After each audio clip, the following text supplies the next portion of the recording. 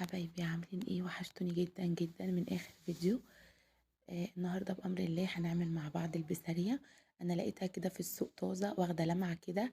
بتعرفيها ازاي ان هي طازه؟ بتبقى بتلمع، ماسكه نفسها، مش اللي هي بتبقى دايبه كده او مفروله.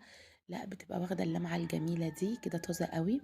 عايزه اقولك ان بالرغم من ان هي رخيصه، ده الكيلو ب20 جنيه، يعني وجبه اقتصاديه طبعا في ظروف الغلا اللي احنا فيه ده. غير ان هي القيمة الغذائية عالية قوي فيها اوميجا 3، فيها كالسيوم، حلوة جدا للعظم، وبجد خطيرة. يعني بجد دي بقى جمبري الغليبة، طعمها حلو قوي. بعد ما بتقليها كده وبتبقى ايه، مقرمشة كده، بتدي طعم والله العظيم احلى من الجمبري. الكيلو ب300 400 جنيه، بيبقى طعمها حلو قوي يا جماعة، وفايدتها عالية قوي.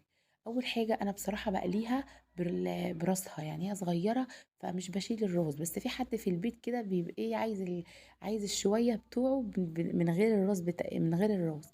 فابتديت ان انا، لو انت حابه ان انت تشيلي الراس، بتشيلي الراس بالطريقه دي كده زي ما انا كنت بعملها، وتسحبي كده ايه البطن بالراس بالشكل ده. دلوقتي طبعا غسلتها في شويه ملح وعصره ليمون وشويه خل، وحطيتها في مصفى صفيتها، وهبتدي اعمل لها احلى تتبيله. بجد هنتبلها تتبيله حلوه قوي، طعمها هيبقى جميل. ريحتها وهي بتتقلى كده حلوه قوي. نزلت دلوقتي كده بمعلقه ونص من الثوم المفروم. هنزل على الثوم المفروم بعصير ليمونه، عصرت ليمونه كامله. اللهم صل وسلم وبارك عليك يا حبيبي يا رسول الله، عليه افضل الصلاه والسلام. هنزل دلوقتي بالملح بتاعي، نزلت كده بمعلقه وربع من الملح. هنزل بالكمون، معلقه ونص كمون، معلقه ونص كزبره. هنزل بنص معلقه من الشطه الخشنه، وكانت حاميه قوي. شوفي بقى لما تبقى سخنه ومقرمشه وسبايسي، بيبقى طعمها حلو قوي والله. نزلت بنص معلقه كده من الشطه، ونزلت بمعلقه من الخل، بس الكاميرا ايه ما جابتهاش. وهقلب بقى كل ده في بعض. هركنها يعني نص ساعة كده قبل ما اقليها. وطبعا حمرت جنبها بطاطس، قشرت بطاطستين كده وحمرتهم مع الجرجير بقى، مع العيش السخن، مع المخلل، مع طبق سلطة، مع خس. بجد والله العظيم حلوة قوي. عندي زيت كده على النار، هنزل فيه بالبطاطس، هقلي البطاطس او احمر البطاطس. اول ما تقلي البطاطس طبعا هخرجها بقى خلاص، واقلي بعد كده البسارية.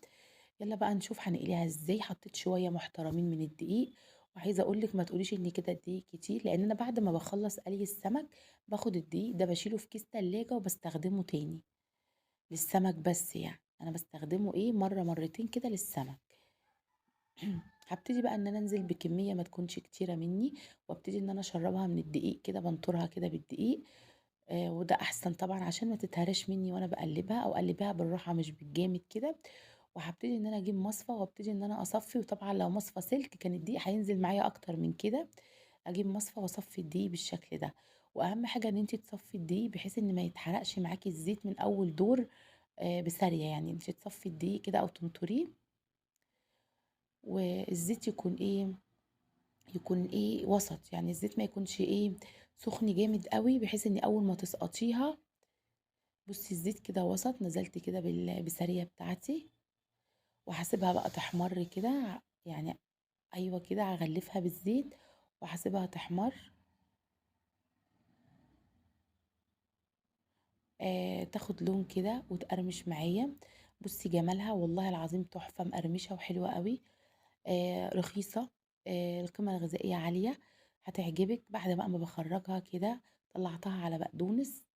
بصي شكلها كده اهي، كده شكلها جميل. اما الشكل النهائي بقى، فالكاميرا كانت ظلمها خالص. دايما الصورة المصغرة عندي الكاميرا بتظلمها، بس هي كانت مقرمشة وحلوة قوي. ولو كان ينفع ان انا اسمعك صوت القرمشة كنت سمعتها لك.